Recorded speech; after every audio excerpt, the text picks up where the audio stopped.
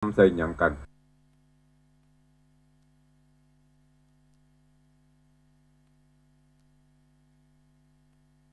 เนี่ยใครขอเมตตากับญาติโยมศรัทธาของตัวอย่างคนนั้นเปิ่นไปตาลคนนี้คนนั้นไปช่วยสงเคราะห์คนยากคนไร้คนจนอันนั้นน่ะแชร์ไปก็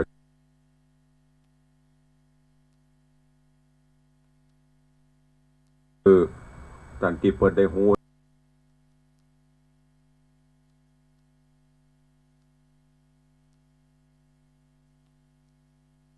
ได้หันก็ขออนุโมทนากับญาติโยมศรัทธานาบุญเฮาทุกท่าน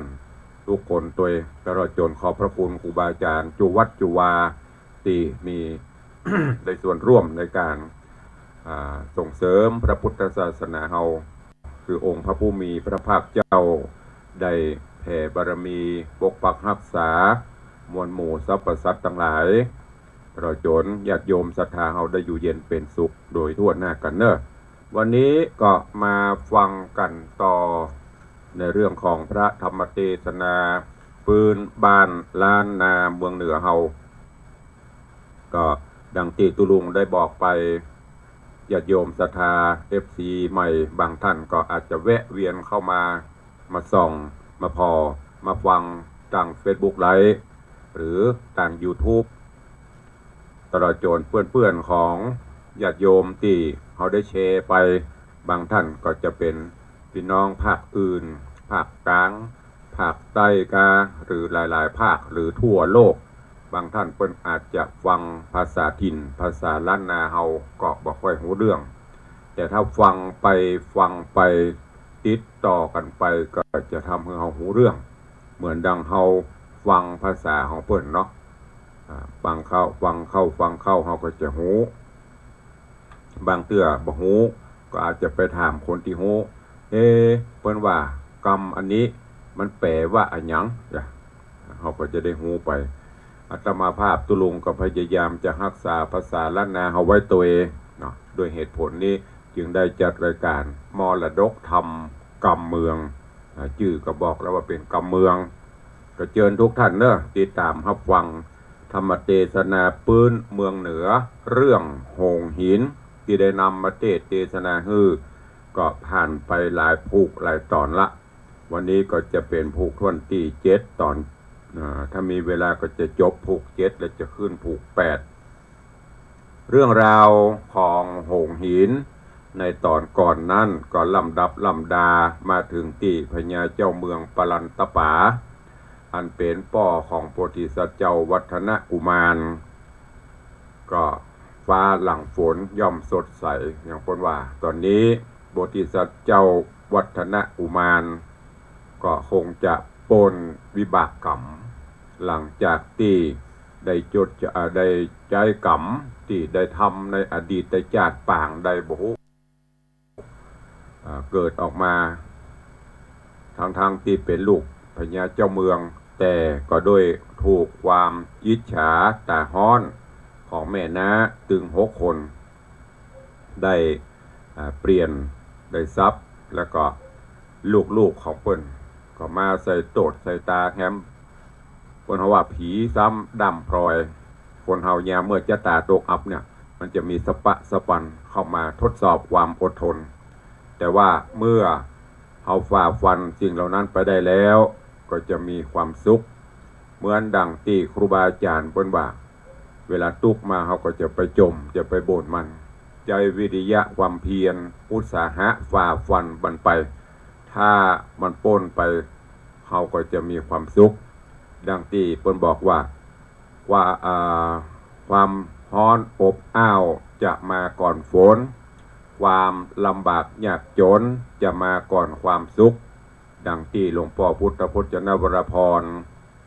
แล้วก็ครูบาอาจารย์เปิดได้กล่าวเป็นคำเตือนสติเฮาทั้งหลายแต่บัดแต่โยมทั้งหลายอีป่อยแม่เฮาลองสังเกตพอวันไหนที่มันร้อนอบอ้าวอยู่ในเหือไหลไขย้อยน่ะวันนั้นน่ะฝนถึงตกยันตะวาเนี่ยอยู่ในก็ร้อนพอเมื่อคืนมาก็ฝนตกลงมาอันเนี้ยเพราะว่าความร้อนอบอ้าวจะมาก่อนฝน ความลำบากยากจนจะมาก่อนความสุขคนเฮานั้นมีภัยที่จะสุขมาก่อนยกเว้นว่า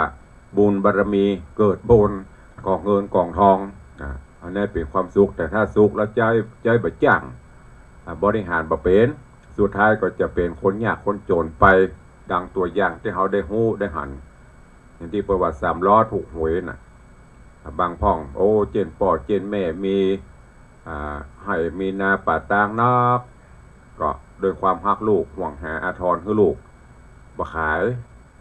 อดทนจนพ่อแม่ตายละลูกหลานขายจดมดใหม่ๆเนี่ยโอ้อย่างราชากินอยู่ไปมาหมดไปหมดมาก็เป็นยาจกต้องรู้จักประหยัดมัธยัสถ์ตัวนี่ก็ฝากไว้กับญาติโยมอย่างตอนเนี้ยโพธิสัตว์เจ้าวัฒนกุมารฝ่าฟันปัญหาต่างๆมาหมดเปิ้นค่ำเปิ้นเขสปะแต่ด้วยความอดทนฝ่าฟันมาถึงกาลบัดนี้พญาเจ้าเมืองปลันตปาอันเป็นป่อได้สอบถามเรื่องราวตั้งแต่แม่ย่าตีลูกเขยถึง6 คนไปจุไปหลอกว่าเป็นคนไปนำปลามาจากป่าเขาสุดท้ายมาความลับเปิดเผยแม่เท่าบอกว่าค่อยหันลูกค่อยหันบ่อ้ายที่ไปเอาอีแม่มานะอูกับพญาปลันตปาพญาปลันตปาก็ถามว่าโหก็ถึง6 คนนั่นน่ะแจ้กาแม่เท่าบอกว่าบ่ใช่หมู่6 คนนี้แหมคนหน้าตาเพิ่นดีกว่านี้กิริยามารยาทวาจาดีกว่านี้คำเนี้ยความลับเปิดเผยขึ้นพญาเจ้าเมืองปลันตปาก็จะเป็นไผจ๊ะก็เลยสั่งให้ตั้งโฮงมหรสพเอาเฉลิมฉลองอีกเถอะว่าแม่เท่าปีกมาแล้วก็จัดให้มีการเล่นกันนัวต่างๆจากนั้นก็แปลงหนต่างโดยให้เป็นเข้าแถวเรียงเดียวแถวเรียงเดียวเข้าแล้วก็ให้แม่เท่าอยู่บนหอคอยพอว่าจะเป็นไผ่สุดท้ายก็ฮู้ได้ว่าเป็นวัฒนกุมาร จึงก็เข้ามาแอวแม่เท่าก็โอ้เนี่ยบ่อ้ายคนเนี้ยที่เปาอีแม่มาพญาปลันตปาก็เลยสั่งเสนาอมาตย์ไปเอาตัวเข้ามาตีท้องพระโรงจากนั้นก็ได้ถูกถามก็ได้สอบถามว่าเป็นไผลูกเต้าเราไผมีบุญบารมีมีฤทธิ์ใดถึงไปเอาแม่ย่าปีกมาวัฒนกุมารโพธิสัตว์เจ้าก็เล่าเรื่องราวตั้งแต่ต้นว่าข้าพเจ้านี้ ไม่ใช่ไผที่ไหนแต่ที่จริงก็คือลูกของพระองค์ท่านชื่อว่าวัฒนกุมารเป็นลูกของแม่วิมลามเหสีของป่อนั่นแหละที่ป่อได้สั่งให้ออกจากบ้านจากเมืองยามเมื่อข้าพเจ้าเกิดมาก็เกิดเป็นคนเนี้ยแต่ว่าถูกมเหสีถึง6 คนกันแกล้งกัวบ่ได้ทรัพย์สิ่งสริงคารกัวลูกของเปิ้นบ่ได้ครองราชบัลลังก์หาทางกำจัดข้าพเจ้าโดยเอาหมาน้อยที่เกิดใหม่ๆเลือดยางยังมีอยู่นะเอามาซับมาเปลี่ยนแล้วก็เอาข้าพเจ้าเนี่ยลอดหูจ่องหรือว่าลอดลงใต้ถุนกระล่างบ้านใต้ถุนบ้านเดชบุญที่ข้าพเจ้ายังมีบุญญาบารมีอยู่องค์อมรินทร์พระอินทร์เจ้าฟ้าเสด็จส่องลงมาเอาไปฮับเอาแล้วก็เอาไปเลี้ยงจนกระทั่งข้าพเจ้าเติบใหญ่มาก็คือเติงหาแม่เปิ้นก็เอามาคืออยู่กับแม่สุดท้ายมาก็มาเล่นหมากสกาเล่นการพนันกับลูกๆของท่านจนกระทั่งมาถึงได้ปรามยักษ์คือเล่าเรื่องราวตั้งแต่ต้นไปจนกระทั่งมาถึงเนี้ยท่านพระบาทข้าบาทเจ้าก็ไปเอาแม่เฒ่าแม่ย่าได้มาตามกรรมที่เคยถึง6 คนที่พระองค์ท่านได้ใจไปนะเปิ้นมาขอข้าบาทเจ้าก็ไปเอามาพอเอามาถึงแทนที่เปิ้นจะยินดีตีขาแทนที่จะขอบคุณครับตรวจตลปัดเปิ้นก็รุมทำร้ายฆ่าพระบาทเจ้า แล้วก็เอาแม่เฒ่ามาถวายพระองค์ท่านกราบทูลว่าเป็นผู้ไปเอามาโอ้พอได้ยินมาถึงตอนนี้พญาเจ้าเมืองปลันตป๋าแทบจะยุบเต่าแทบล้มทั้งยืนโอ้เนี่ยโดยความอคติโดยความคิดต่างๆในต่างที่บดีไม่ได้หวนคิดไม่ได้พิจารณาสุดท้ายมาเป็นจะนีลูก็เลยสั่งให้เสนาอมาตย์ไปจับไปขับไปไล่มเหสีถึง6 คนพร้อมกับลูกนะให้จับให้ยับไปแล้วก็ยกเอาอย่างลูกเขย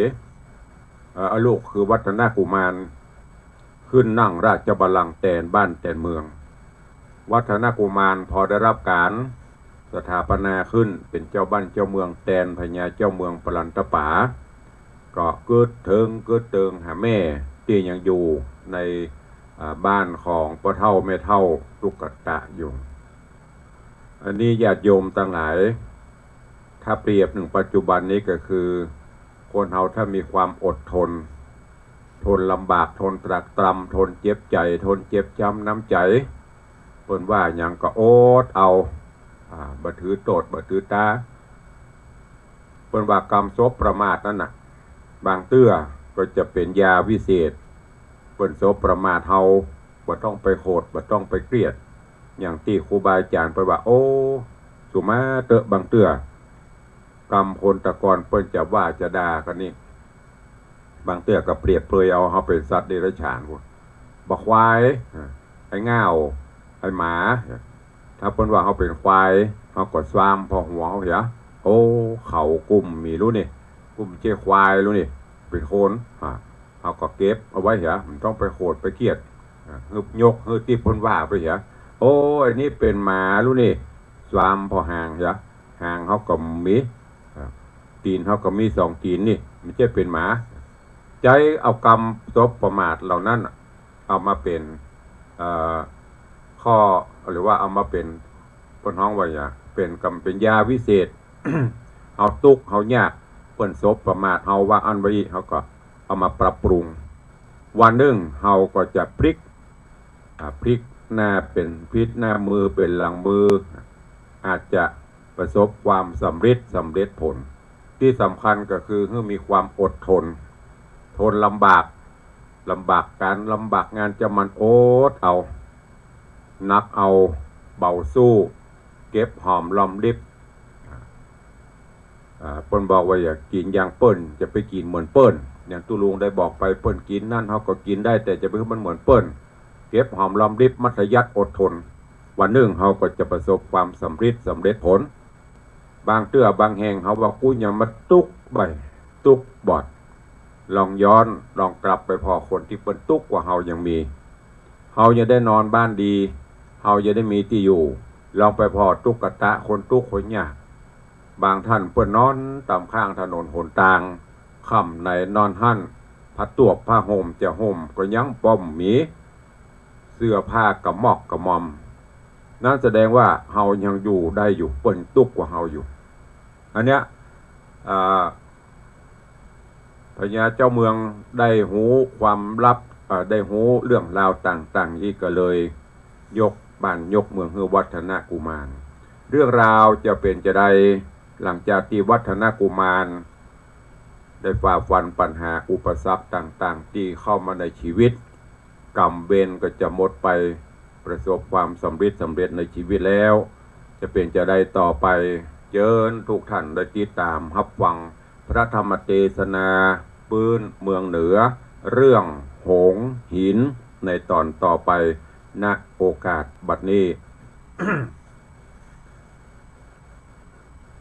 นะโมตัสสะภะคะวะโตอะระหะโตสัมมาสัมพุทธัสสะสะทะโวฟังลาโสตุจนะสัพพุริสะตังหลาย ตั้งหญิงและใจหนุ่มเท่าที่ได้ปากันเล่าติดตามถ่อมทาและดาฟังยังพระสัทธรรมเทศนา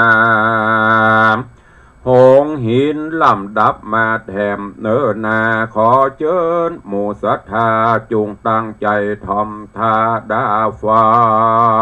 งต่อไปนานี้และนาตะตาในกาลละยามนอนส่วนโพธิสัตว์เจ้าพันแผ่วได้หับแล้วยังสมบัติเป็นเจ้าเศรษฐชัดเอกอ้างเป็นเจ้าจ้างภาพตายเจ้ามาใครจงใจยังหอละไทยแห่งพญาตนป้อยังกึดใจต่อแม่มารดาว่าเรือบ่อสิเนงหาดในนางเต้าอันโศกเศร้าอยู่แก่อุญญาณเจ้ากุมารดอดเดาจริงจากกับพ่อเจ้าปิตาว่าตาข้าแด่พ่อเป็นเจ้าอันว่าแม่นอนเนามันดาตั้งแต่กะพรากห้องประเทศต้องห่อคำก็เป็นอันเขเสสำลำบากทะลงตุกยากถนัดถนอมตนแม่ก็มาพร้อมเหลืองหลากแม่นาแม่6 คนนับอยู่กินแม่แอวแม่แอววินกันอยากตุกเลี้ยงปากป่าไปเดินดงไพรป่าไม้แอวเสาะไส้พักบอนถึงวันจอนบ่ยังบ่ได้จอดจังสักยามผมแม่บ่งามมนเศร้าเนื้อออกเจ้ามนมองเหมือนดอกบัวตองผิวอ่อนเนื้อพันผ่อนเสียวันผมเขียวปันเกตเกลาอันคำอันดำเล่าวิเศษแห่งนางดูบกบังให้โหดเกลาน้อยโสดเสียสีเอ็นโดแม่เตวีแห่งข้าเป็นกรรมพระเข็นใจ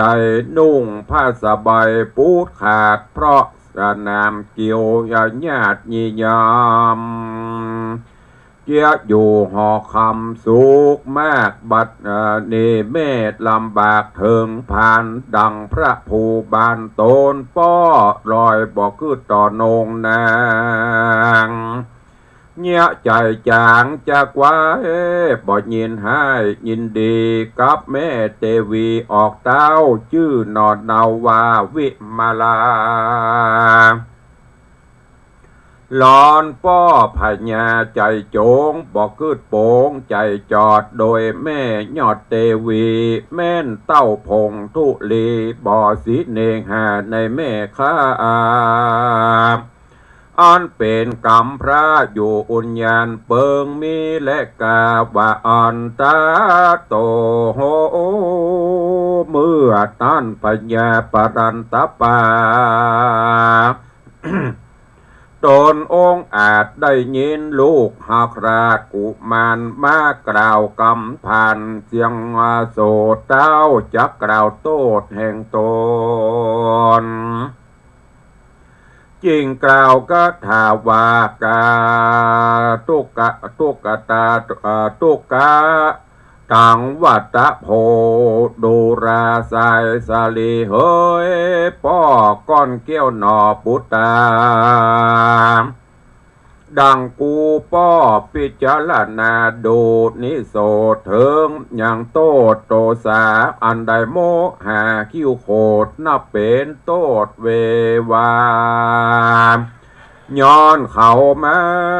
สนสอกูมีใจมอกขับแม่เจ้าหนีก็เป็นกรรมบดดีแต่แลภูนะหัดจังวุฒินาตะกะคาตะกะมัง ยังกรรมังอันนะว่ากรรมอันใดอันกูใดกระทำแก่เตวีตัดยังสลียศสลาบหือนางนาฏโศกเศร้ากรรมนั้นเล่าบดีเป็นกรรมระวีบ่ชอบบ่ประกอบด้วยธรรมแต่และนาดูระเจ้าลูกหักป้อลูกเกี้ยวหนอใส่ใจอันว่าเงินคำลายกองก่อเข้าเปลือกต่อเข้าสารตั้งเงินคำจ้างมาตั้งค่าคนมนทีแห่งป้อมีบ่ไรก็จะไว้ฮือแก่แม่เจ้าตั้งมวลป้อจักหือนำเอาแม่เจ้าปิกลับคืนมาเล่าเป็นเตวีฮือเป็นสาลีดังเก่าสะวยสุกเล่าสองตีจะแลว่าอันแล้วตนเกี่ยวก็ปงอาจญาแก่เสนาอำมาตย์วัดดูราอำมาตย์เสนาอำมาตย์อันอยู่ห้องราชลงการโสจงเรียวปัญญาจาตั้งไพรฟ้าประจาตั้งพรหมัดนานักผาดโสจงไปโอกาสราธนายังนางวิมาลาแก่นท้าย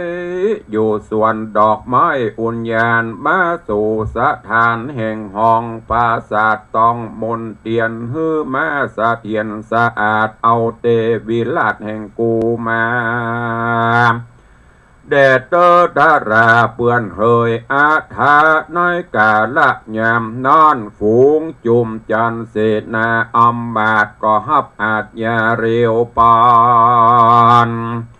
มาพร้อมกันแต่งดาเขาเร่งมาแต่งใจ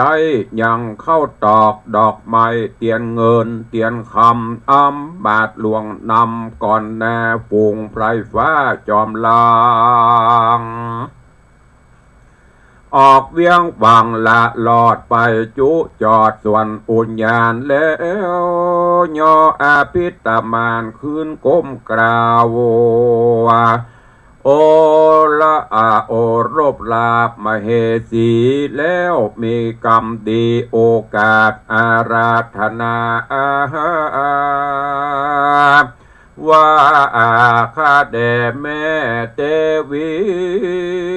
เป็นเจ้าจอมจึงเงางามเมืองบ้านนี้พระบุญเรืองธิราต้นภูวนาถกษัตราเกิดสิเนหาคืดฮอดหอละไทยจอดแม่เตวีว่าบริสุทธิ์ดีบ่มีโทษตนเต้าโสดกินแหน่งกึดฮักแป่งโศกเศร้าทุกค่ำเจ้ามองหาจริงใจหมู่คามาอาราธนา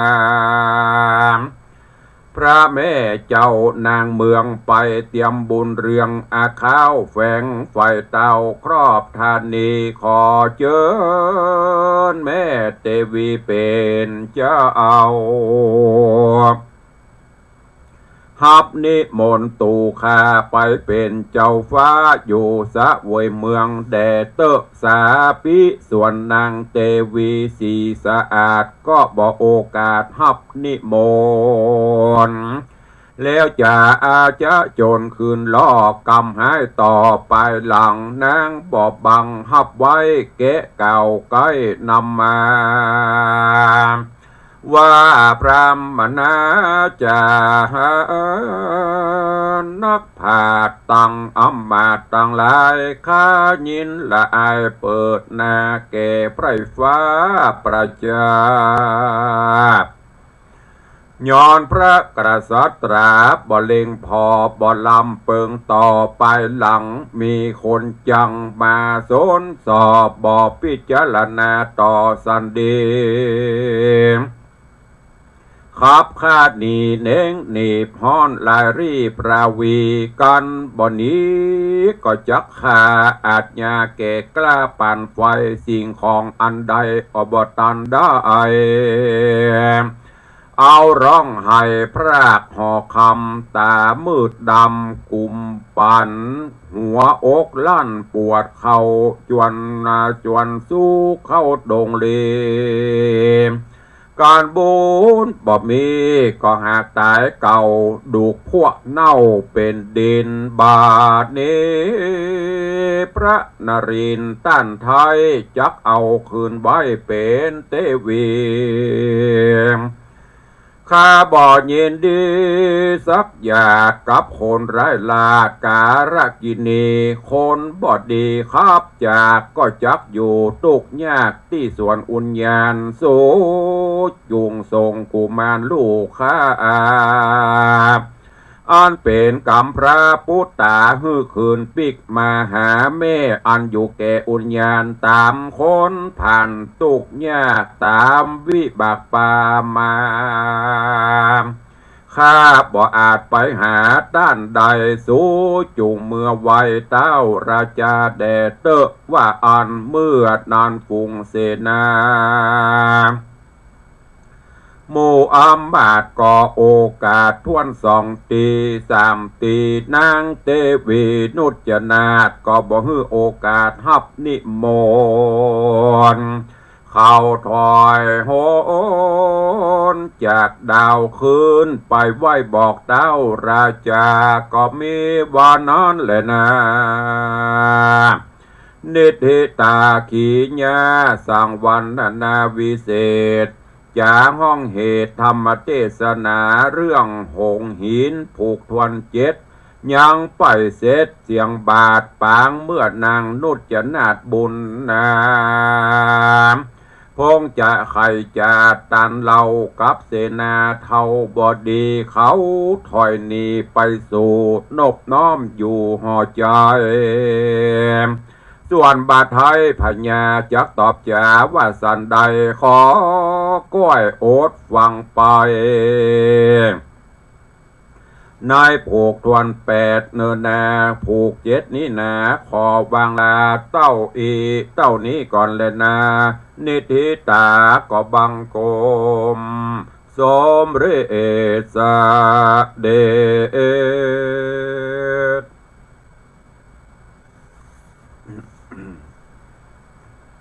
พระธรรมเทศนาในเรื่องของหงหินลำดับลำดาถึงผูกทวนที่7ก็จบปริปุณนังไปก็เดี๋ยวก็เหลือผูกสุดท้ายเนาะผูกทวนที่8จะได้ติดตามรับฟังกันขออนุญาตเดี๋ยวเนอะตุลงเอาโทรศัพท์ไปตั้งนอก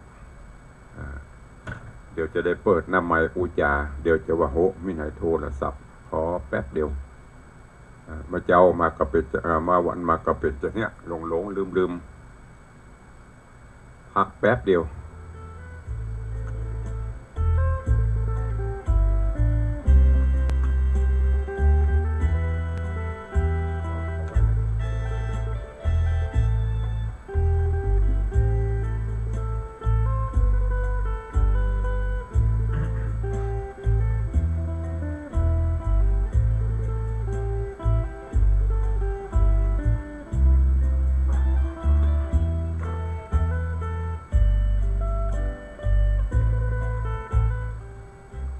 ก็ขอขอบคุณทุกท่านที่ได้ติดตาม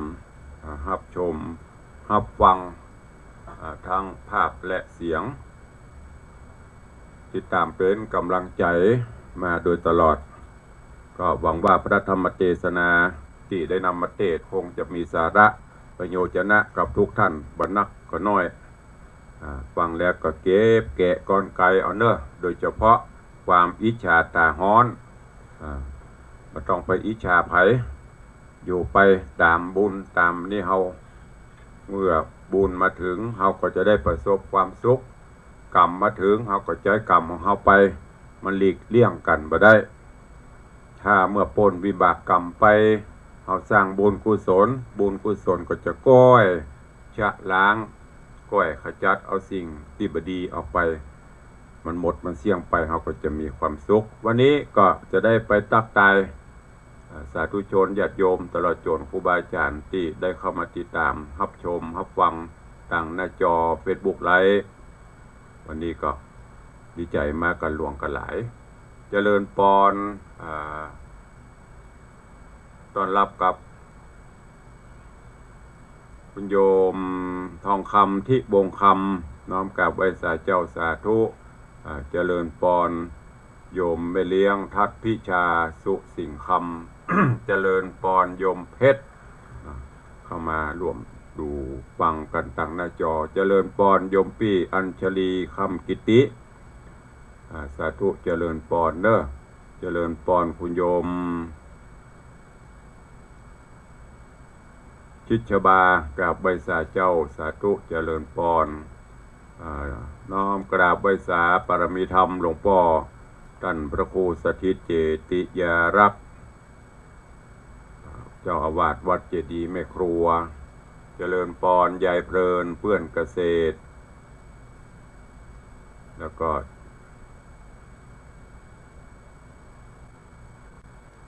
เจริญปอน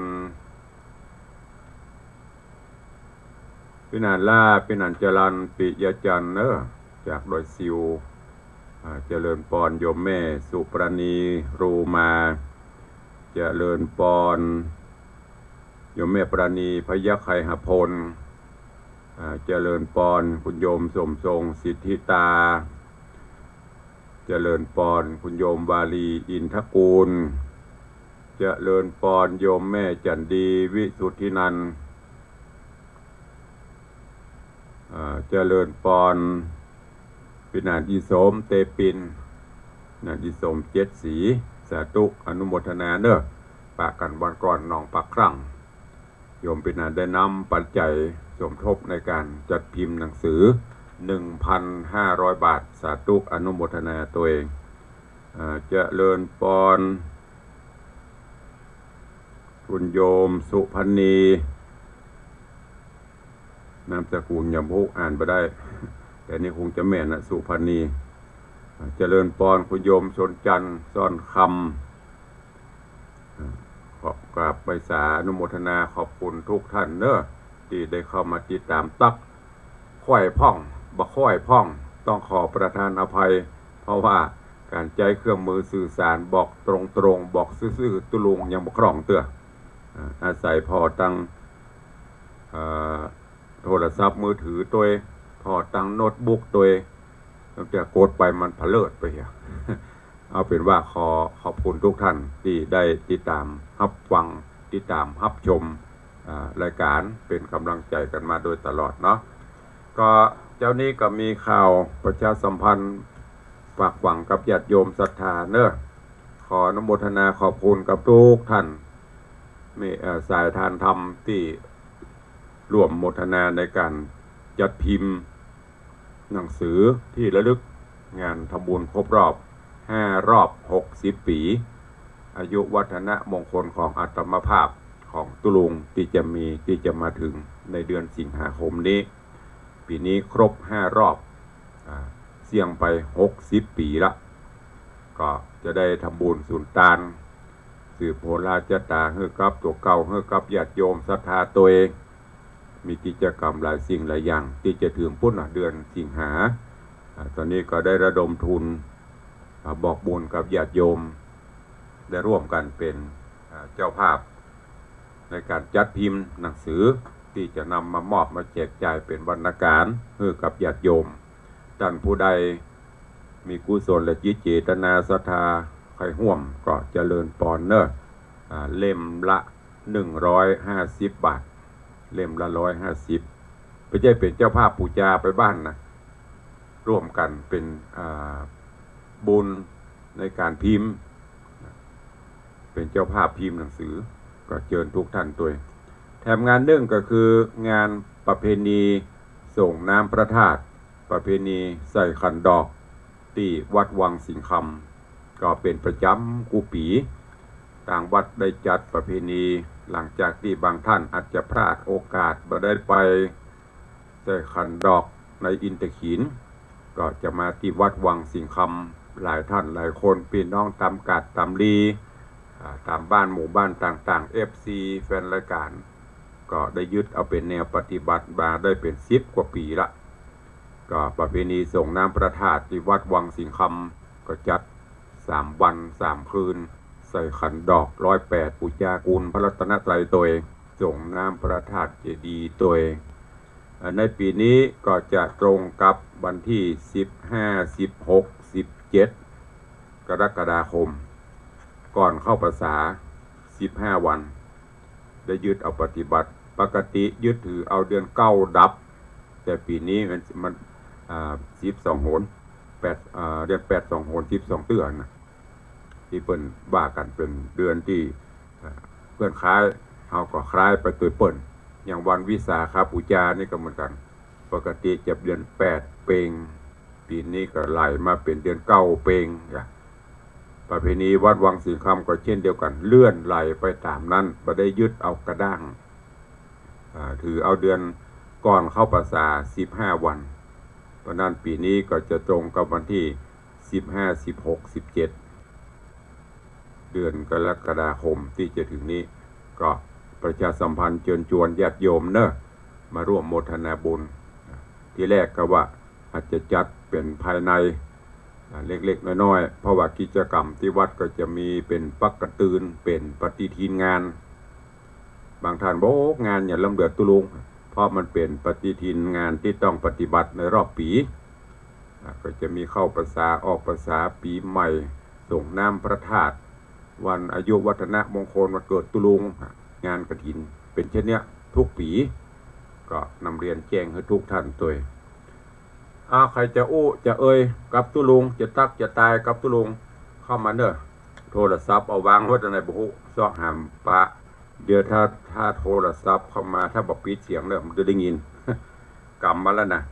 เอาไปวางไว้ในกระบุหุลุกไปหาก็ไม่เจอใครจะอู้กับตุลุงเข้ามาเนอะ บอกว่าเปิดเสียงก่อน ถ้าเปิดเสียงก็จะได้ยินถ้าเปิดเสียงก็ดับปิ้งนะ